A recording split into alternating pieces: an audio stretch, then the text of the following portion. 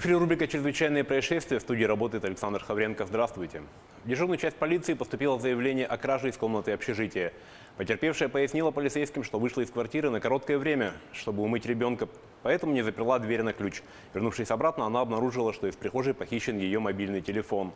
Полицейские быстро вышли на след подозреваемого. Им оказался знакомый соседа потерпевшей, безработный 37-летний уроженец Верхневилюйского района. По словам подозреваемого, он ошибся комнатой и случайно дернул ручку двери соседской комнаты, которая оказалась не запертой. Свободно пройдя в чужую комнату, он похитил телефон и ушел. Похищенный подозреваемый успел сбыть. Возбуждено уголовное дело по статье «Кража».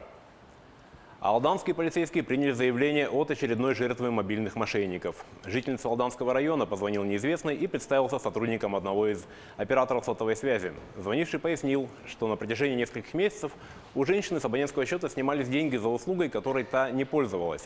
Женщине пояснили, что компания готова возместить все деньги, списанные за неоказанные услуги, и попросили продиктовать поступивший в СМС код безопасности.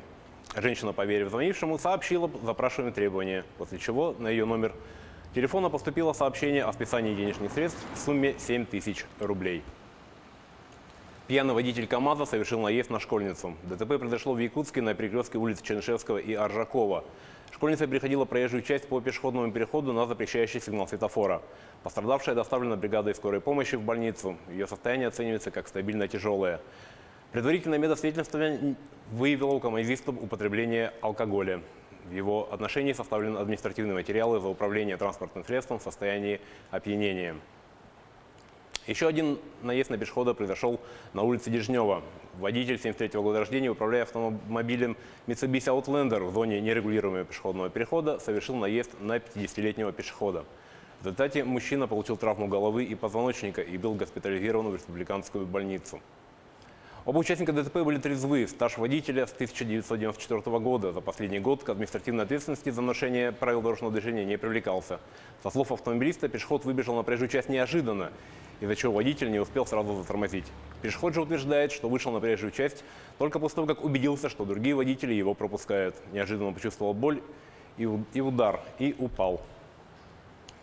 В Якутске полицейские задержали двух граждан, находящихся в федеральном розыске. Первый беглец, 21-летний уроженец Якутска, скрывался от закона за совершенное в сентябре ДТП, повлекшее причинение тяжкого вреда здоровью потерпевшему. Второй, гражданин 73-го года рождения, скрывался с 2017 года за неуплату алиментов. Скрывался он в правосудии, работая вахтовым методом. Разыскиваемые граждане задержаны и переданы инициаторам розыска. В Якутске на Сергелявском шоссе в ДСК «Кэскилл» сгорел частный дом. К моменту прибытия первого пожарно-спасательного подразделения дом горел открытым огнем. В результате пожара жилье повреждено по всей площади – 80 квадратных метров. Причиной возгорания стало несоблюдение правил пожарной безопасности при эксплуатации газового оборудования.